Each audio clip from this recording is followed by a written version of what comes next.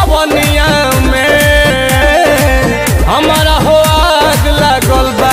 नमस्कार दोस्तों, स्वागत है आपका द भोजपुरी अपडेट में। दोस्तों इस वीडियो में हम बात करेंगे नीलकमल सिंह का नया सॉन्ग मचा मिले लगल बा के बारे में। रतिया में खटिया तो हिले लागल बा, मजा मिले लागल बा। दोस्तों इस गाने को लिखा है सुतोष तिवारी ने और गाने में अपना म्यूजिक दिया है प्रियांशु सिंह ने। दोस्तों इस गाने को स्पीड रिकॉर्ड भोजपुरी का ऑफिशियल चैनल पर रिलीज कर दिया गया है। आप जाकर इस गाने को सुन सकते हैं। गालो मिस दे बेला, धोके किस दे बेला। दोस्तों गाने के बारे में बात करते गाना काफी घटिया सॉन्ग है और इस गाने में आपको सपना चौहान और नीलकमल सिंह की जोड़ी देखने को मिलने वाली है। दोस्तों इस तरह के गाने का बहिष्कार करना चाहिए, ना कि इस तरह के गाने सुनने चाहिए। दोस्तों अगर आप घटिया गाने सुनना पसंद करते हैं तो आपको जाकर इस गाने को जरूर सुनना चाहिए। दोस्तों अगर आपने नीलकमल सिंह का इस घटिया गाने को सुन लिया तो आप मुझे कमेंट सेक्शन में लिखना मत भूलिएगा कि गाना आपको कैसा लगा।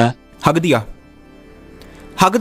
अब तक तो मुझे लगा सिर्फ पाद रहा है, लेकिन ना। और दोस्तों वीडियो पसंद आए तो वीडियो को लाइक कीजिए, शेयर कीजिए और साथ ही हमारे यूट्यूब चैनल द भोजपुरी अपडेट को सब्सक्राइब कीजिए। मिलते हैं अगले वीडियो में।